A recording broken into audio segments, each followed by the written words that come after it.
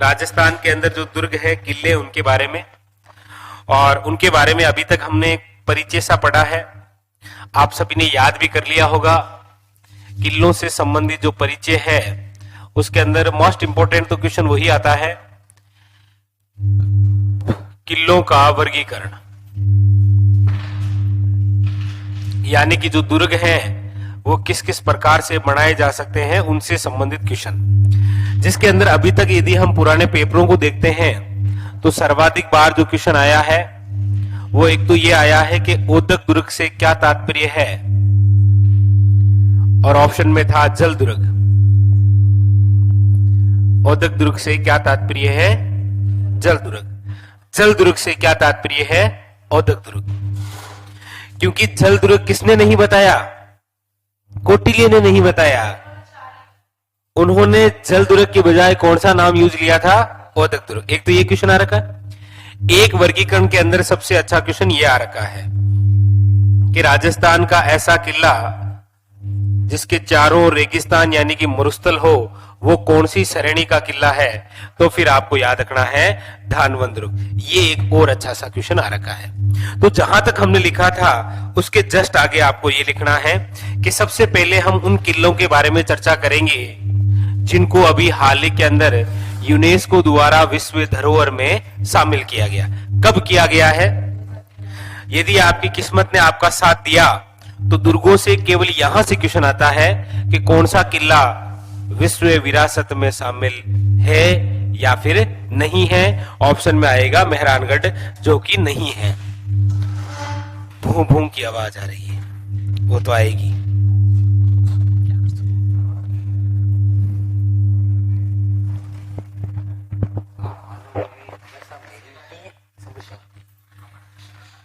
मैं सुबह सुबह प्रार्थना करता हूँ, एक पूजा करके आता हूँ, फिर भी समस्या नहीं।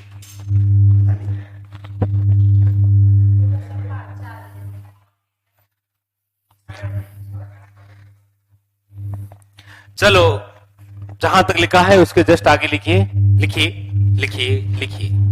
यूनेस्को द्वारा, जहां तक लिखा है उसके जस्ट आगे,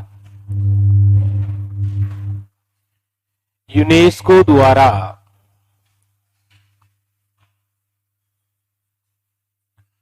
विश्व धरोहर में शामिल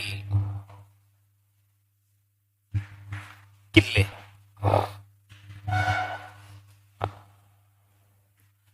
विश्व धरोहर में शामिल किले कितने किले हैं? 6। कब शामिल किए गए हैं? कब? अरे वाह शाबाश, छा गए, छा गए, ये छा गए। 2013 कंफर्म।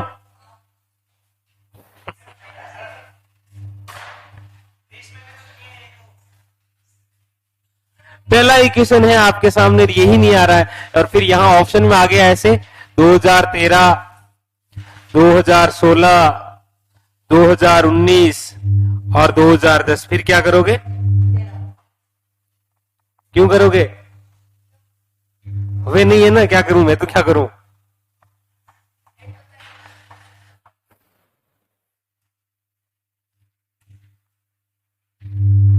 पहला ही क्वेश्चन नहीं आ रहा है आपको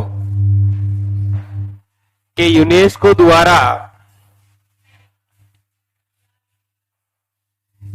द्वारा विश्व धरोहर में कब शामिल किया गया है?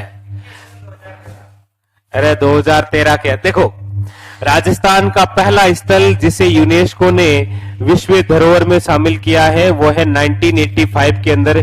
किसे शामिल किया गया था? राजस्थान का पहला स्थल जिसे विश्व धरोहर में शामिल किया गया 1985 में किसे किया गया? अरे वो है केवलादेव गन्ना पक्षी विहार, भरतपुर। 2010 के अंदर जिसे यूनेस्को द्वारा विश्व धरोहर में शामिल किया गया है वो कौन सा है? अरे वो जंतर मंतर है हमारा, जो कि जयपुर में है।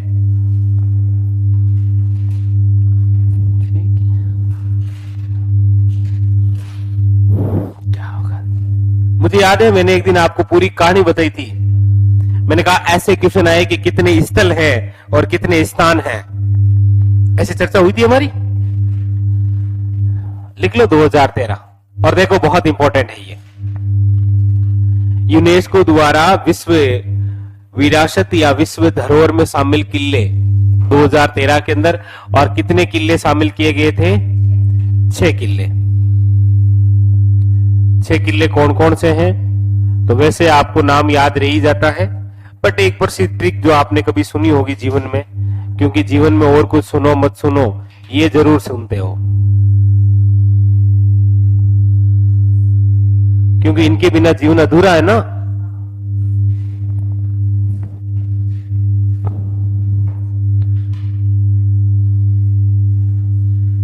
कोई ट्रिक नहीं है ये, ऐसे बताया है। आमेर किला आमेर के अंदर कहां है? जयपुर में। एक तो ये, दूसरा है याद रखिएगा गागरोन का किला, और गागरोन किला है झालावाड़ में। दूसरा इसे शामिल किया गया। तीसरा है आपके सोनार किला, जिसे बोलते हैं जैसलमेर का किला। ये जैसे मतलब जैसलमेर किला, जैसलमेर।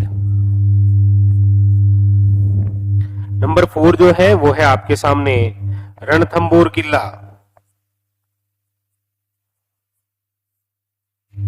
और ये रणथंबोर किला कहां है?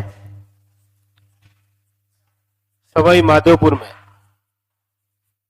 श्याम जी आप तो जाके आए थे ना 3 बार, लिखना एक ही बार है। कौन सा? रणथंबोर किला सवाई माधोपुर के अंदर। क्या बनाना चाहते? किले में क्यों? अच्छा शादी जल्दी हो इसलिए, तभी जल्दी हो गई। नहीं जाना है देखो, वरना अभी हम पट रहे होते। यहां पर त्रिनेत्र गणेश मंदिर है ना, जहां पर शादी का पहला कार्ड दिया जाता है।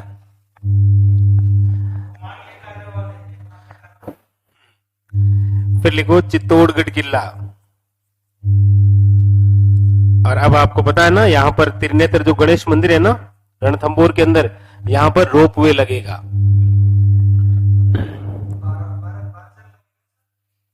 हाँ, राजस्थान के 16। और नंबर 6 पर है आपके सामने कुंभलगढ़। कुंभलगढ़ किला राजसमंद में। तो आपकी किस्मत ने यदि साथ दिया तो क्वेश्चन केवल इधर से ही आएगा, लेकिन आपको पता है आपकी किस्मत का तो नहीं खराब तो क्यों है सर, बहुत अच्छी है। ऐसा मत बोलो रे खराब है, खराब क्यों है, बहुत बढ़िया है, कितने अच्छे हो आप। आम गाजर और चीकू। आम से आमेर, गा से गागरोड, जे से जैसलमेर, रे से रणथंबोर, ची से चित्तौड़गढ़ और कू से कुंभलगढ़। ये लिख लिया। इनमें से सबसे पहला हम किला पढ़ेंगे, वही जो कि हमारे राजस्थान के अंदर कहलाता है। गुरुजी हेलीकॉप्टर उड़ने की आवाज आ रही, तो हम उधर ही तो हैं, वायुयान में तो पढ़ रहे हैं। चले फिर।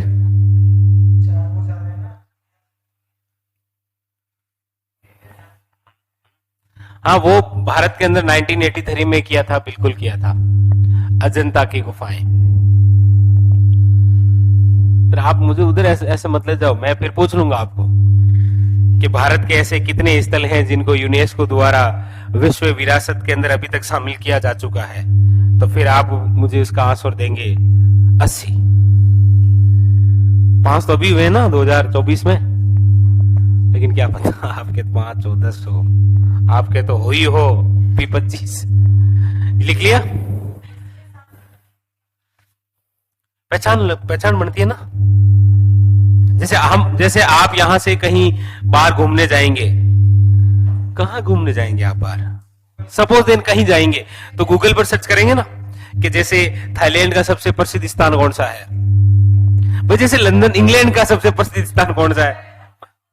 हाँ, अब बाहर से आने वाला जो कोई भी है पर्यटक वो यहीं से आएगा, बेचारा सर्च करेगा कि कौन से किले प्रसिद्ध हैं, तो उसके सामने यूनेस्को की साइट में ये किले लिख रखे हैं, क्या आमेर किला है, गागरोन का है, सोनार है, रणथंबोर है, चित्तौड़गढ़ है और कुंभलगढ़ है।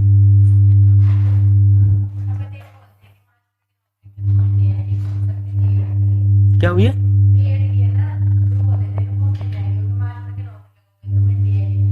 ना ना ऐसा कुछ नहीं है। वो देखो ऐसा है कि ये लिख लिया ना आपने, आगे बढ़ो, आप कर नहीं सकते, आगे बढ़ो, आज हम कह दे आगे बढ़ो, ये लिख लिया, चलो चलो, हाँ वही तो। इसके अंदर सबसे पहला ये लिखो, आप हेडिंग डालो चित्तौड़गढ़ किला। ऐसा दिखता है चित्तौड़गढ़ किला, बहुत बढ़िया है, इसीलिए इसे किलों का शिरमोर कहा जाता है, दुर्गों का शिरमोर। जैसे हर चीज हम पढ़े, जैसे किलों का शिरमोर ये है, जैसे आप नृत्य पढ़ोगे तो नृत्यों का शिरमोर कौन सा है, घूमर। जैसे आप बावड़ियां पढ़ोगे तो बावड़ियों का शिरमोर कौन है, कानपुर, वो है रानी जी की बावड़ी, जो प्रसिद्ध है सबसे ज्यादा। तो हेडिंग डालिए चित्तौड़गढ़ किला, और आप बिल्कुल मेरे साथ साथ लिखेंगे, ठीक है। अब ये लिखूं क्या, चित्तौड़गढ़ किला कहां है, नहीं लिखा ही देता हूं, लिखो कहां है, ये कहां है, लिखो चित्तौड़गढ़ किला कहां है। पहला पॉइंट आपको लिखना है कहां,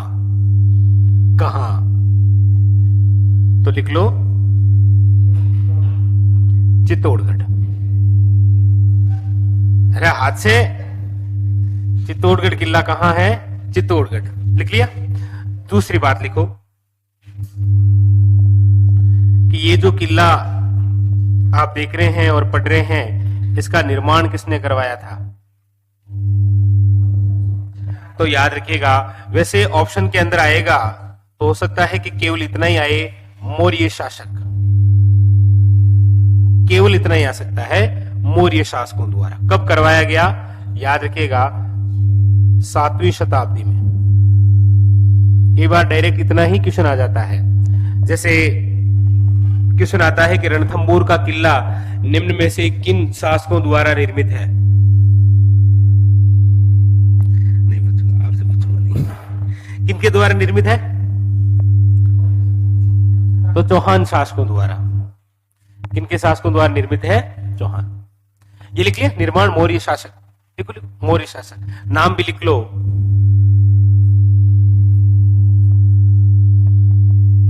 चित्रांगद मौर्य। कौन सा मौर्य था ये, चित्रांगद मौर्य, ठीक है।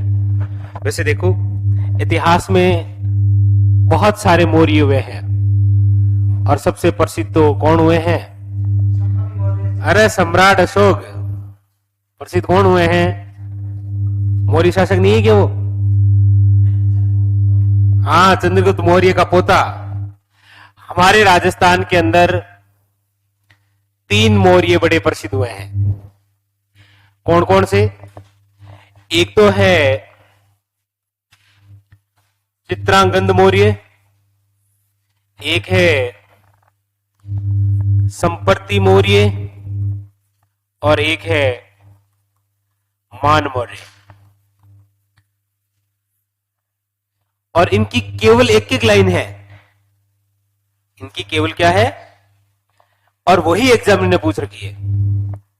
जैसे आपको पता ही है, मैं क्या बताऊंगा आपको, कि मान मौर्य को पराजित करके बप्पा रावल ने चित्तौड़ जीता था। अब वो बात कब की है, 734 ईस्वी, 734 ईस्वी के अंदर।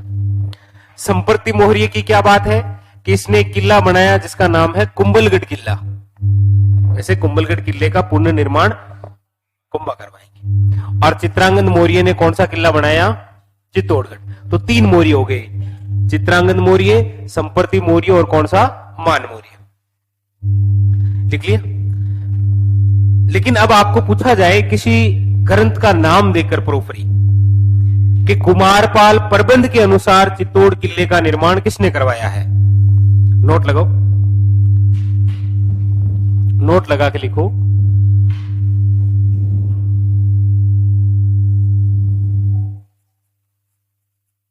कुमारपाल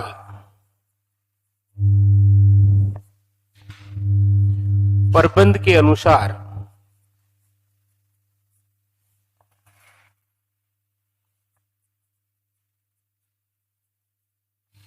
चित्तौड़ किले का निर्माण।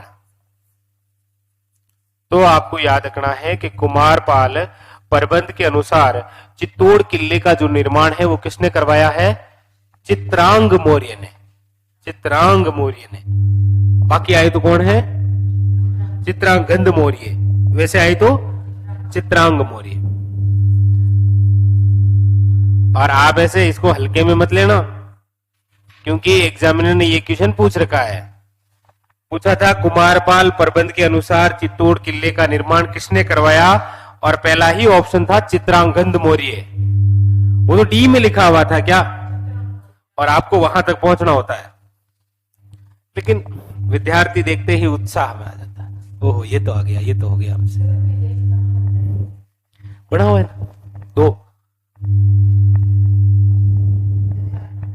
एक तो ये रहा और एक यहां नहीं दिख रहा है क्या, इधर तरफ है ना। आप तो गए थे एक बार रणथंभौर में, 3 बार गए। रणथंभौर में पूरी जानकारी आपसे ही पूछूंगा मैं। लिख लिया। तो बात हो गई कहां है और निर्माण की। अब इसके अंदर ये जो पानी दिख रहा है ना, ये कौन सी नदियों का पानी है, तो लिखो नेक्स्ट, ये लिख लिया ना। अगला लिखो नदियां।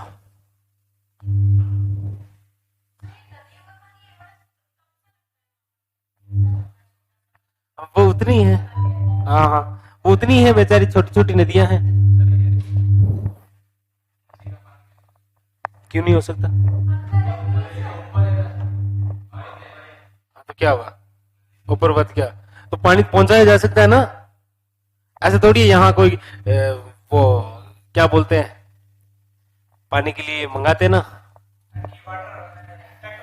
हाँ ट्रैक्टर वाला, वो थोड़ी टैंकर लाके खाली थोड़ी किए हैं, किसी के माध्यम से तो पहुंचाया गया है ना ये पानी। हाँ बिल्कुल है, तो तालाब में पानी कहां से आया, अरे वो किसी ना किसी बहाने से नदी से पहुंचाया गया है ना। हाँ हाँ लिखो इसमें बेड़च प्लस गंभीरी। एग्जामिनर आपको ये भी क्वेश्चन पूछता है कि चित्तौड़ किला निम्न में से कौन सी नदियों के संगम पर बना हुआ है, तो याद रखना है आपको बेड़च वे गंभीरी। पता ही है आपको बेड़च किसकी सहायक नदी है, बनास की। गंभीरी किसकी सहायक नदी है, बेड़च की। गंभीरी कहां से आती है, जावेद की पहाड़ी एमपी से। बेड़च कहां से आती है, गोगुंदा से। बेड़च का दूसरा नाम क्या है, आयड़। उदय सागर झील में गिरने के बाद में क्या बनती है, बेड़च। बेड़च नदी पर चित्तौड़गढ़ जिले में कौन सा बांध बना हुआ है, मनीष। बेड़च नदी पर चित्तौड़गढ़ जिले में कौन सा बांध बना, नहीं आपको आता है, मुझे पता है, ऑप्शन वही 4, शाबाश, ऑप्शन नंबर बी गोसुंडा बांध। बेड़च नदी पर चित्तौड़गढ़ जिले में कौन सा बांध बना हुआ है, गोसुंडा बांध। मैंने कौन सा ये पूछ लिया कि लसाड़िया बांध कौन सी नदी पर है, ऐसा तो मैंने पूछा ही नहीं है। तो लिखो फिर, लिख ली नदियां, लिख लिया। नेक्स्ट अगला है कि आप जो किला पढ़ रहे हैं चित्तौड़गढ़, ये कौन से पठार पर है, याद रखिएगा मैसा का पठार। एग्जामिनर 3 प्रकार के क्वेश्चन पूछता है मैसा के पठार से, कि मैसा का पठार कहां है, चित्तौड़गढ़ में। मैसा के पठार का आकार कैसा है, टोपी नुमा। इसकी ऊंचाई कितनी है, आप में से कौन बताएगा, आप में से मैं बताऊंगा, ठीक है, आप याद कर लेना अब, ठीक है। अब मैं नहीं बताऊंगा आपको। 620 मीटर, कितनी ऊंचाई है, 620 मीटर। पठार मैसा का पठार। आज तो मामलो गड़बड़ है आवाज की वजह से। अरे आवाज क्या है कि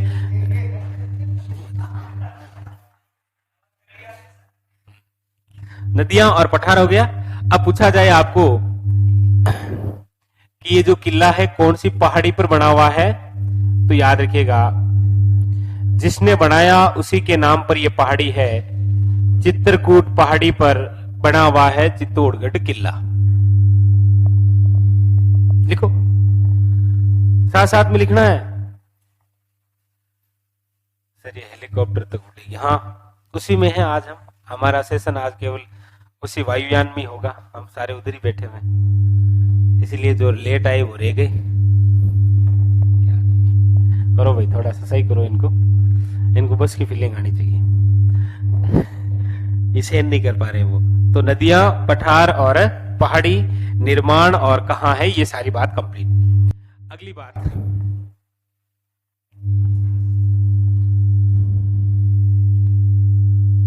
विशेषता। अच्छा, विशेषता से पहले छोड़ो, इसका आकार कैसा है? चित्तौड़ किले का आकार कैसा है? लिखो, व्हेल मछली जैसा।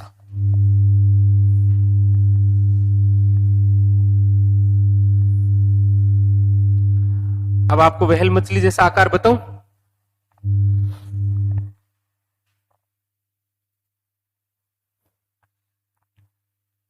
देखो इधर,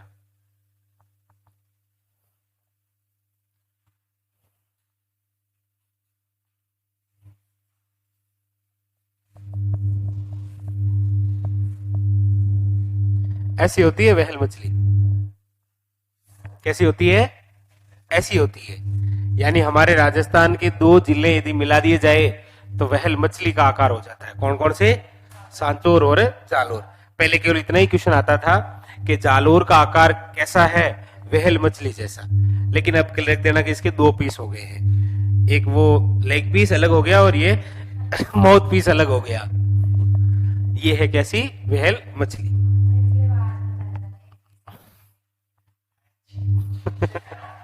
क्या पता, मैं तो ऐसे ही बता रहा हूं सामान्य ज्ञान के लिए। तो नदियां, पठार, पहाड़ी और आकार कैसा? व्हेल मछली जैसा। आगे चले। अब लिखिए आप नेक्स्ट, विशेषता, कि ये जो चित्तौड़गढ़ किला है इसकी क्या है विशेषता। देखिए, विशेषता के अंदर सबसे पहली बात,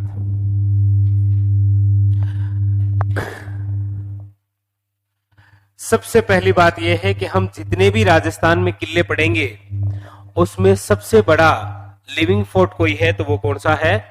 चित्तौड़गढ़ किला। लिविंग फोर्ट का मतलब होता है आवासीय किला। पूछा जाए राजस्थान का सबसे बड़ा आवासीय किला कौन सा है? चित्तौड़गढ़। पहली विशेषता लिखिए, सबसे बड़ा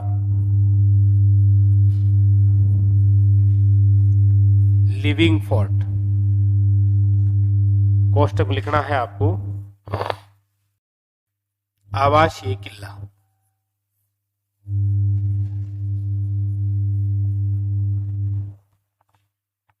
आवासीय किला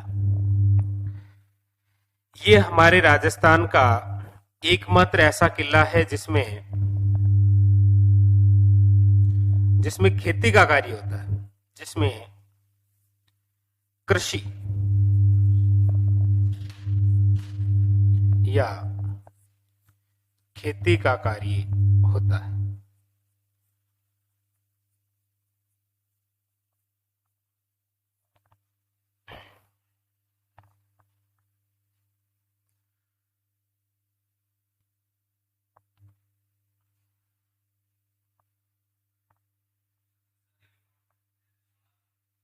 हाँ, राजस्थान का दूसरा सबसे बड़ा लिविंग फोर्ट है सोनार किला, जैसलमेर वाला।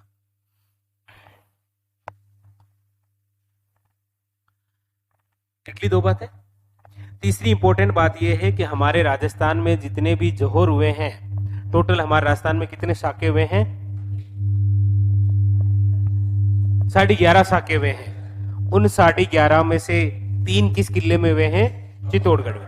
तो ऐसा क्वेश्चन पूछ लेता है कभी कि लिखिए नंबर 3, सर्वाधिक जोहर वाला किला।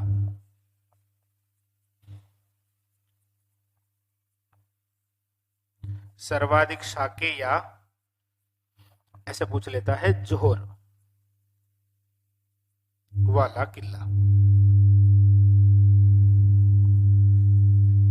साका जोहर क्या होता है तो पता है आपको, मूवी देखी होगी पद्मावत, देखी हुई है? वही सर्वाधिक शाके या जोहर वाला किला, और डैश करके लिख लो कितने शाके हुए हैं, 3 शाके हुए हैं। कब कब हुआ है? प्रथम हुआ है 1303 में, दूसरा कब हुआ है 1534 और 35, और तीसरा कब हुआ है 1567-68 के अंदर, ये 3 हुए। इसीलिए आपको पता होगा इसी किले के अंदर भरता है जोहर मेला। इसीलिए आपको एग्जामिनर पूछता है कि राजस्थान का जोहर मेला कब भरता है, और देखो बहुत इंपॉर्टेंट है ये, कब भरता है जोहर मेला? अच्छा तुम्हें तो पता ही, तुम शाबाश।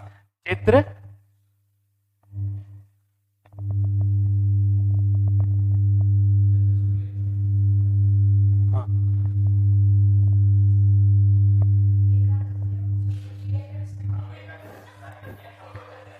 जोहर मेला भरता है, लिखो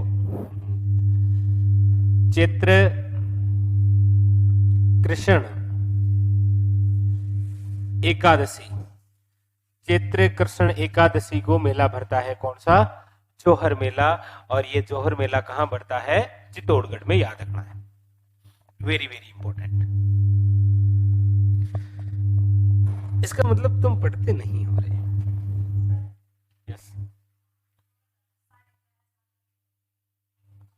11:30 हुए हैं टोटल।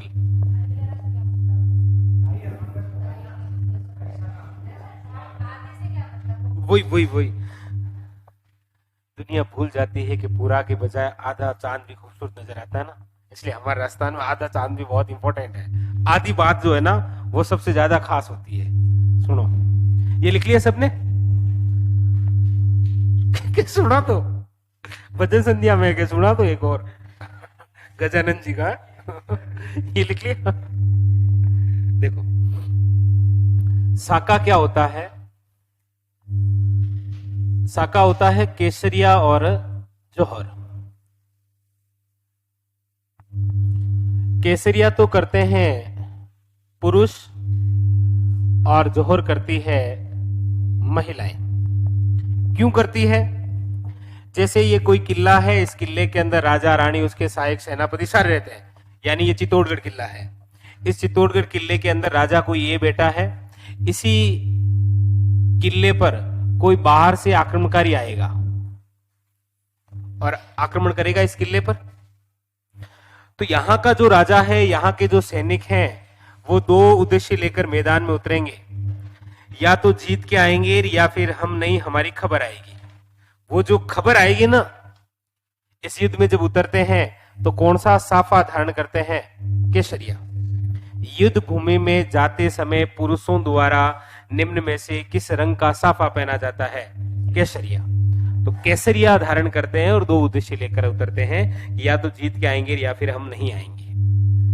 यदि ये जीत गए तो महिलाएं सुरक्षित हैं किले में, कोई दिक्कत है नहीं। और यदि ये लड़ते हुए सारे वीर गति को प्राप्त हो गए और जो बाहर से आया हुआ आक्रमणकारी जीत गया है, जीतने के बाद में वो इस किले में प्रवेश करेगा, और किले में केवल कौन है? महिलाएं, क्योंकि सारे राजा सैनिक तो लड़ते लड़ते मारे गए। उसके बाद में महिलाएं अपने मान और सम्मान इज्जत को बचाने के लिए क्या करती है? जोहर। ये दोनों जब बातें होती है केसरिया और जोहर, तब क्या बनती है? लेकिन हमारे राजस्थान में 1550 के अंदर बात है जैसलमेर की। जैसलमेर के शासक हुआ करते थे लूणकर्ण भाटी। लूणकर्ण भाटी के समय कंधार से अटैक किया था अमीर अली ने। उस युद्ध के अंदर क्या हुआ कि जैसलमेर के जो राजा थे और जो सैनिक थे, वो सारे के सारे लड़ते हुए वीर गति को प्राप्त हो गए, केसरिया किया, लेकिन जीत गए थे। इसीलिए महिलाओं ने क्या नहीं किया था? जोहर नहीं किया, केवल क्या हुआ था, साका। ये दोनों होता है तब क्या कहलाता है, जोहर नहीं हुआ मतलब आधा हुआ, इसीलिए क्या हुआ, ये अर्ध साका। तो हमारे राजस्थान में 11 तो कंप्लीट साके हुए हैं, एक आधा हुआ है, इसीलिए क्या हो गए 11 सही 1/2। हाँ, पर जीत गए थे ना, तो महिलाओं ने क्या वनगेत मर गए, और कोई देख लेंगे उसमें क्या है, मरे क्यों, हम भी क्यों मरे, हम क्यों जोर करें, जब हमें कोई खतरा ही नहीं है तो हम क्यों जोर करें। बस सिंपल सी बात है ना, महिलाओं को कोई खतरा ही नहीं है। हाँ, हालांकि वो चले गए तो चले गए, क्या करें, ऊपर देख रहे हैं तो, इसीलिए वो क्या हुआ है 11:30। ये लिख लिया जोहर मेला। अब इतनी बातें जब आप पढ़ते हैं, यहाँ ये राजस्थान का सबसे बड़ा लिविंग फोर्ट है, यहाँ पर खेती का कार्य होता है, सर्वाधिक जोहर है, इसीलिए क्या पड़ता है, जोहर मेला है। यहाँ पर नदियों का पानी है, ये मैसा के पठार पर है, इसका आकार वहल मछली जैसा है, इसका निर्माण ये है। इसीलिए जदुनाथ सरकार एक इतिहासकार हुए हैं, उन्होंने कथन कहा था कि यदि आप राजस्थान में आते हैं और यदि आपने राजस्थान में हल्दी घाटी और चित्तौड़ का किला नहीं देखा तो आपने अपने जीवन में कुछ नहीं देखा। केसरिया तो महिलाएं करती है, जोहर पुरुष करते हैं, इसको उल्टा कर दो, ठीक है।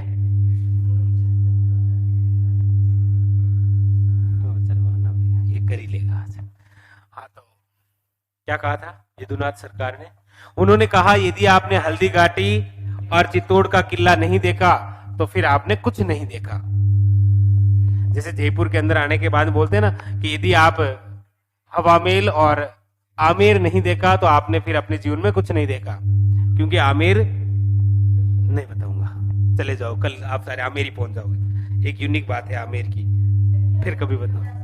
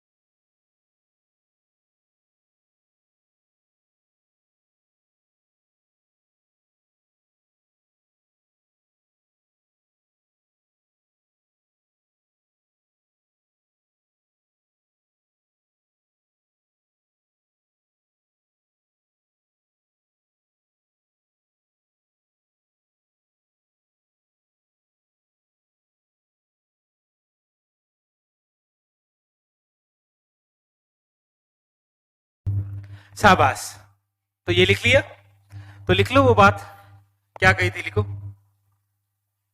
और किसने कही थी, कथन लिखो,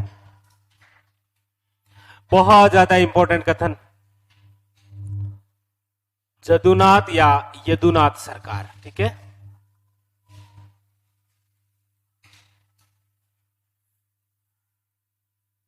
नाम कितना अच्छा है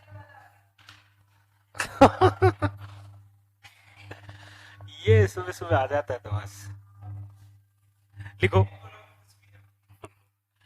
इसके अंदर लिखो, यदि यदि आपने यदि आपने हल्दी घाटी वे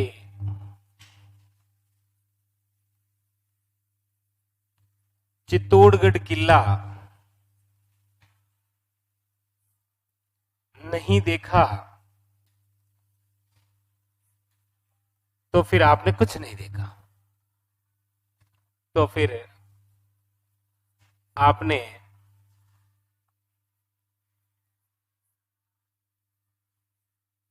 कुछ नहीं देखा।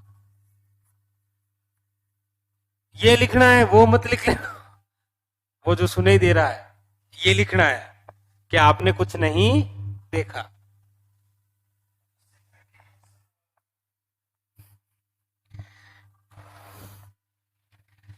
और एक कथन आप इस किले के बारे में कौन सा सुनते हैं कि गढ़ तो चित्तौड़गढ़ बाकी सब ऐसे बोलते हैं, गढ़ गढ़ गढ़ तो एक ही है, कौन सा, वो भी लिख लो।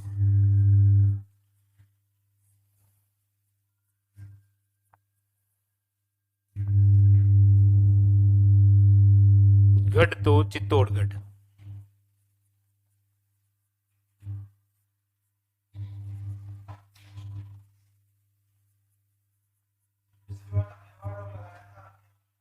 हाँ मेवाड़ी तो है।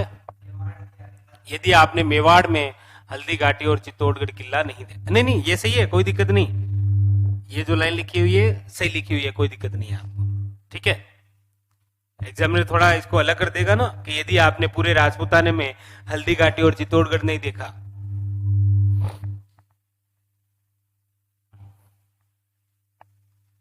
हाँ ये वही है बिल्कुल, दीपेंद्र, शाबाश दीपेंद्र।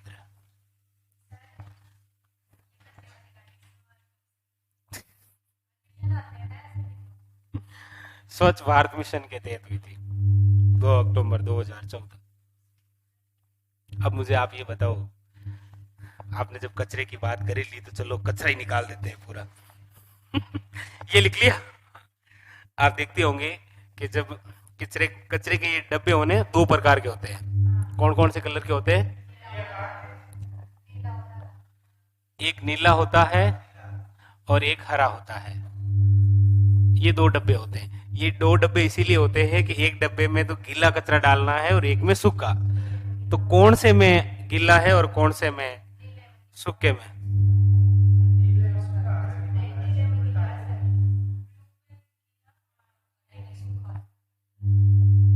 तो जिसमें ला है ना उसमें गीला नहीं है,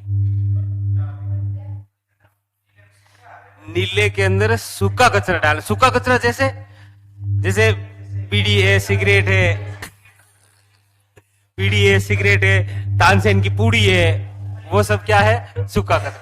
गीला कचरा जैसे रात वाली सब्जी रह गई तो गीला डालना है हरे में और सूखा डालना है नीले में। जिसमें ला है उसमें गीला नहीं है, इसमें वो है। आपको बताएंगे, मैं आपको पूरा कचरा बनाऊंगा, नहीं मतलब कचरा पटाऊंगा, अरे पूरा कचरा पटाऊंगा, चिंता मत करो। कचरे संबंधित बहुत सारी योजना भी चलती है ना, वो सारी पटाऊंगा। चलो लिख लिए, गढ़ तो चित्तौड़गढ़, बाकी सब अबुल फजल, ये लिख लिया। अब हम आपको ये बताते हैं कि ये जो किला है इस किले में क्या क्या है, क्या है इस किले में ऐसा। आओ सबसे पहले करते हैं प्रवेश। तो ए है आपके सामने दरवाजे।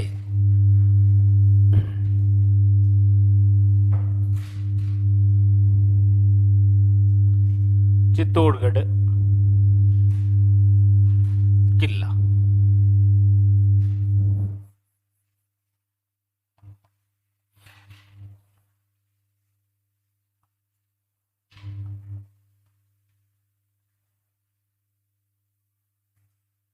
सबसे पहली बात लिखो चित्तौड़ किला, और किले के अंदर क्या है? कुल दरवाजे। पहला क्वेश्चन यही, चित्तौड़गढ़ किले के अंदर कुल दरवाजे, तो याद रखिएगा 7। कौन कौन से 7 दरवाजे हैं वो देखिए। दरवाजे एक ही बार में याद रह जाएंगे आपको, अच्छे से पढ़ेंगे तो। देखो चित्तौड़गढ़ किले का जो मुख्य दरवाजा है उसका नाम है पांडन पोल, ये है मुख्य दरवाजा। दूसरा है आपके जोड़ला पोल, तीसरा है आपके सामने भैरव पोल, नंबर 4 है गणेश पोल, नंबर 5 है हनुमान पोल, नंबर 6 है रामपोल, और नंबर 7 है लक्ष्मण पोल। पूछा जाए चित्तौड़गढ़ किले का मुख्य द्वार कौन सा है, याद रखिएगा पांडन पोल। ये तो है इस किले के अंदर दरवाजे। उतारो। अरे नहीं, नवलखा दरवाजा यहां नहीं है, नवलखा दरवाजा है रणथंबोर में।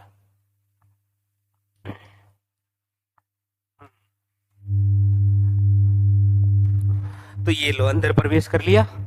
अब कहां चलेंगे सबसे पहले बताओ भाई। सबसे पहले मैं कहां लेकर चलूं आपको, महल में लेकर चलूं या पहले मंदिर में चलें या कहीं छतरी के नीचे बैठ जाएं? बताओ कहां चलें, सारा है ना इसमें तो। पहले पहले हम चलते हैं मंदिर, पूजा वूजा कर लेते हैं। लिख लिया अभी।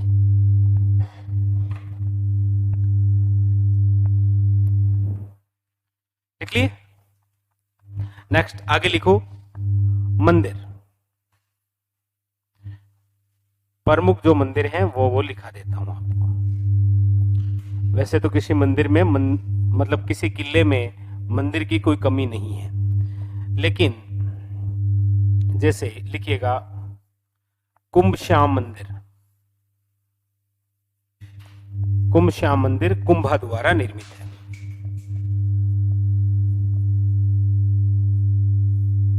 कालिका माता मंदिर,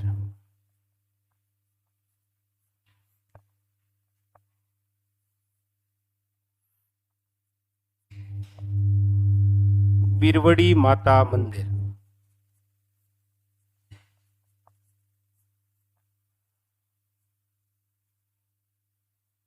नंबर 4 तुलजा भवानी मंदिर,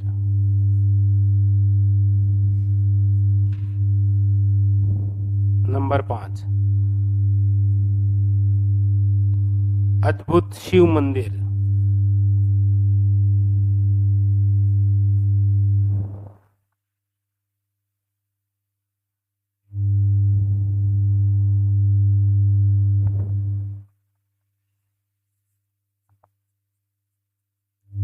समिदेश्वर,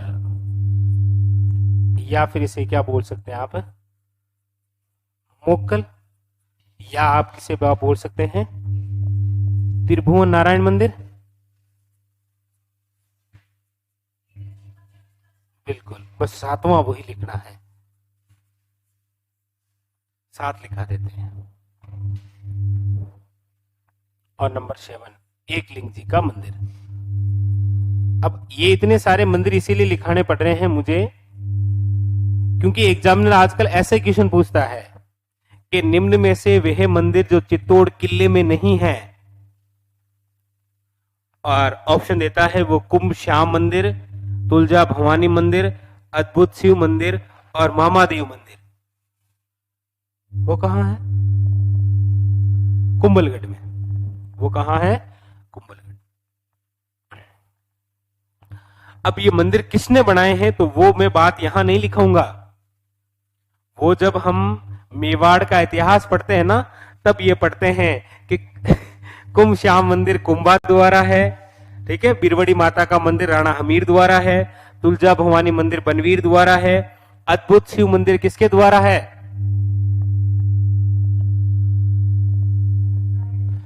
रायमल। समिदेश्वर, मोक्कल या त्रिभुवन नारायण मंदिर, तो त्रिभुवन नारायण मंदिर का निर्माण किसने करवाया था? भोज परमार ने। उसका पुनर्निर्माण मोक्कल ने करवाया था। एकलिंग जी का मंदिर कुंभा ने बनवाया। तो ये सारे के सारे मंदिर आपको वहां लिखाऊंगा मैं, ठीक है। तो ये हो गए आपके प्रमुख मंदिर, बधाई हो। अब आपको चलते हैं महल। लिखो प्रमुख महल। मंदिर लिख लिया ना सबने, या मैं बीच में आ गया? ये लो लिखो।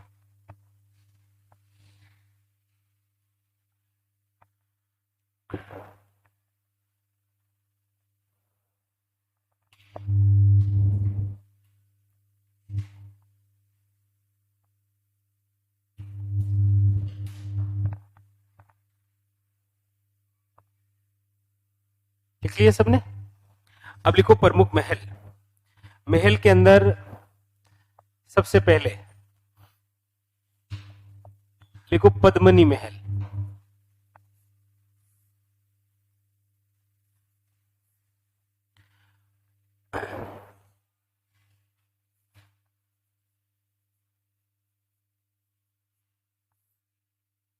कंवरपदा महल, ये पद्मिनी के लिए था और ये सांगा ने बनाया था मीराबाई के लिए। मीराबाई के लिए सांगा सांगा सांगा का पुत्र कौन? भोजराज।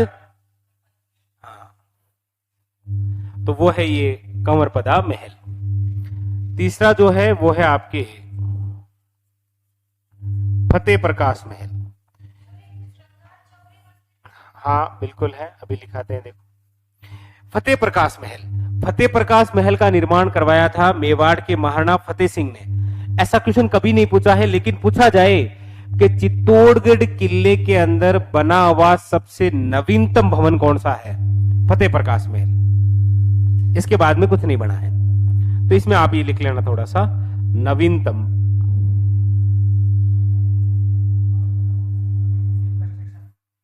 ना, नवीनतम निर्मित है और बनाने वाले थे महाराणा फतेह सिंह। तो मैं आपको क्या ही बताऊं उसके बारे में।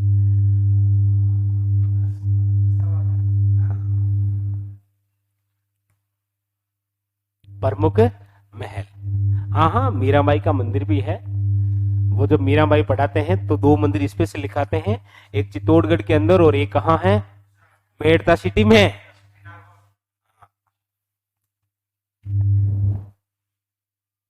सारे एक जगह लिखा दूंगा तो फिर आपकी दिक्कत हो जाएगी। आपको केवल इतना सा याद रहेगा कि यहां पर क्या है? मंदिर। किसका है पता नहीं। ये प्रमुख, ठीक है, प्रमुख महल लिख लिए। इसके अलावा लिखो यहां पर प्रमुख छत्रियां।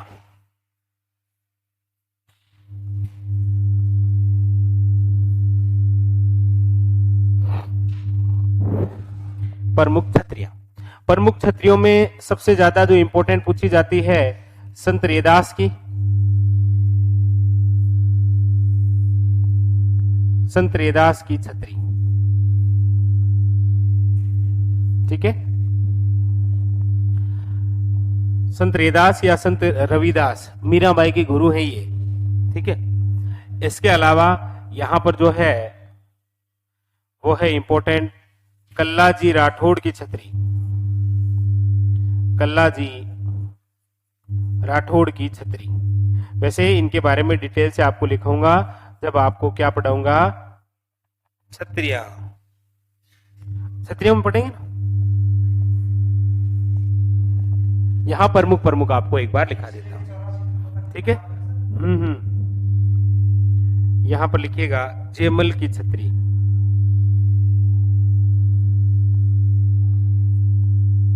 जयमल की छत्री, ठीक है।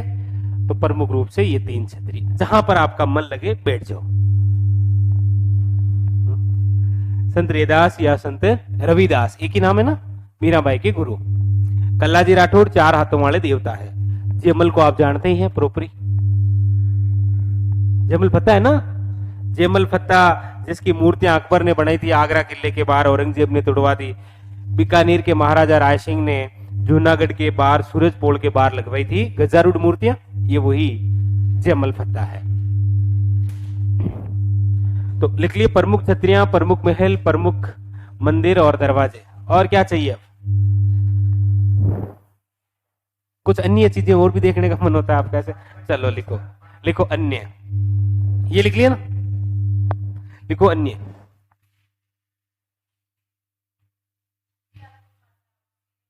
बिल्कुल वही होती है छतरी।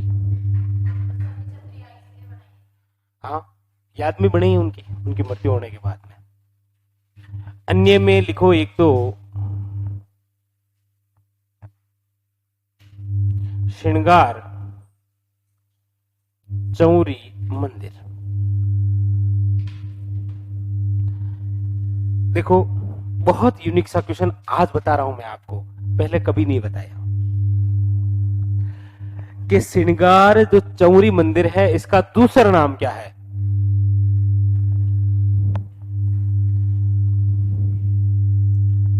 इसे ही बोलते हैं, याद रखिएगा, याद कर लेना है आपको, शांति जैन मंदिर, शांतिनाथ जैन मंदिर। वैसे श्रृंगार चौरी का जो निर्माण है वो किसने करवाया है? किसने करवाया है? हाँ सही तो है, ये कुंभा का कौन सा अध्यक्ष है? कुंभा के कहने पर ही तो किया था इसने। कुंभा का कौन है ये? कोषाध्यक्ष। किस लिए बनाया गया है? हाँ, कुंभा ने अपनी पुत्री, क्या नाम है? अरे रमाबाई,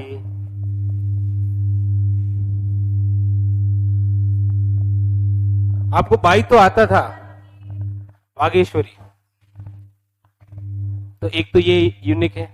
एक याद रखिएगा, कुंभलगढ़ किले के अंदर नवलखा क्या है? बुर्ज, यानी कि भंडार है, जहां पर किले के अंदर भंडार रखे जाते हैं। तो नवलखा बुर्ज या भंडार। एक यहां पर याद रखिएगा, लाखोटा बारी है, लाखोटा बारी।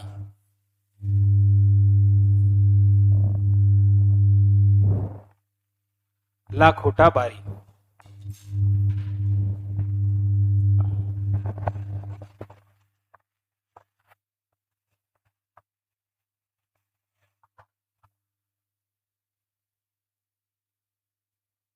हाँ मनीष क्या पूछ रहे हैं?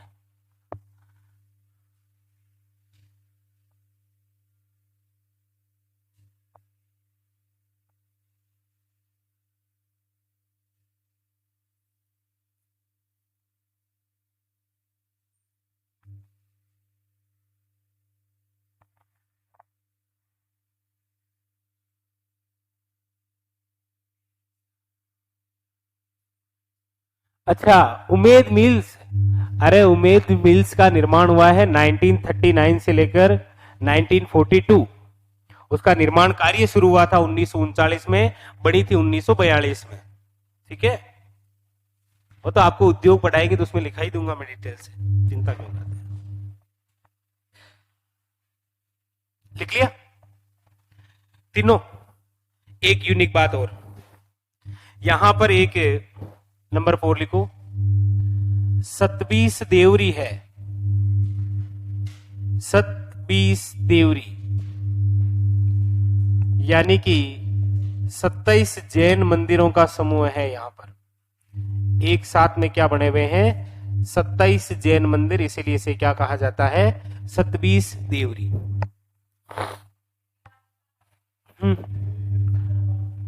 बनवीर ने 1,00,000 रुपए देकर किले में प्रवेश करने के लिए एक बारी बनाई थी। बारी जानते हो, खिड़की, तो 1,00,000 रुपए देकर बनाई थी, इसीलिए लाखोटा बारी, 1,00,000 की बारी। क्वेश्चन लिख लो बनवीर से संबंधित, अगर इच्छा है तो। क्या इच्छा तो है हमारी।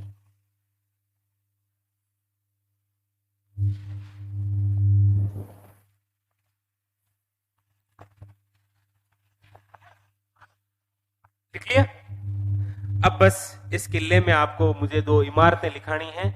वो इमारतें डिटेल से तो मैं आगे पढ़ाता हूं। जब कुंभा पढ़ाता हूं ना, तब कुंभा एक युद्ध जीतते हैं जिसका नाम है सारंगपुर का युद्ध। उस विजय उपलक्ष्य में एक निर्माण करवाते हैं विजय स्तंभ का, तो पूरी डिटेल वहां पढ़ाता हूं। विजय स्तंभ और जैन कीर्ति स्तंभ, ये दोनों ही इमारतें आपके इस किले के अंदर। ये लिख लिया? लिखो, चित्तौड़गढ़ किले में निर्मित इमारतें, निर्मित इमारतें, निर्मित इमारतें। निर्मित इमारतों में एक तरफ आपको लिखना है, देखो थोड़ी थोड़ी बातें लिखा देता हूं। एक तरफ है आपकी विजय स्तंभ, ठीक है, और एक है आपके जैन कीर्ति स्तंभ। ये जो विजय स्तंभ है, इसका निर्माण तो किसने करवाया है? याद रखिएगा, राणा कुंभा ने। और जैन कीर्ति स्तंभ का निर्माण किसने करवाया है?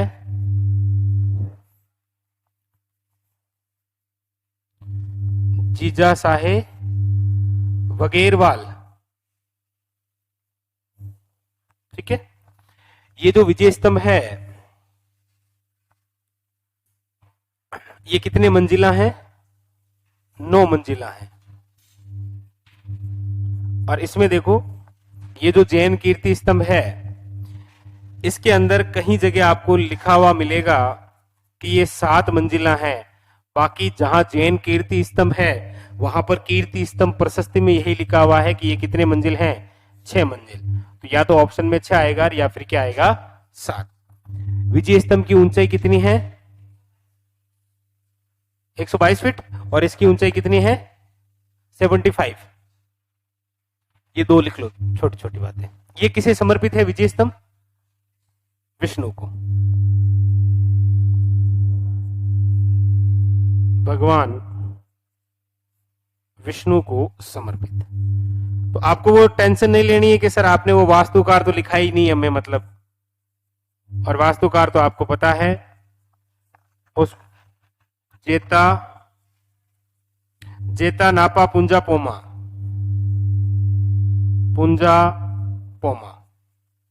ठीक है। और जैन कीर्ति स्तंभ के वास्तुकार की यदि हम बात करेंगे तो कौन है? अत्रि वे महेश। उतारो। सर जी टाइमिंग का पता ही नहीं चलता। हाँ, कहाँ पता चलता है? मुझे भी नहीं चलता। आपको तो 1 घंटे का नहीं चलता, मुझे इनके साथ बैठे बैठे पता ही नहीं चलता, सुबह से शाम।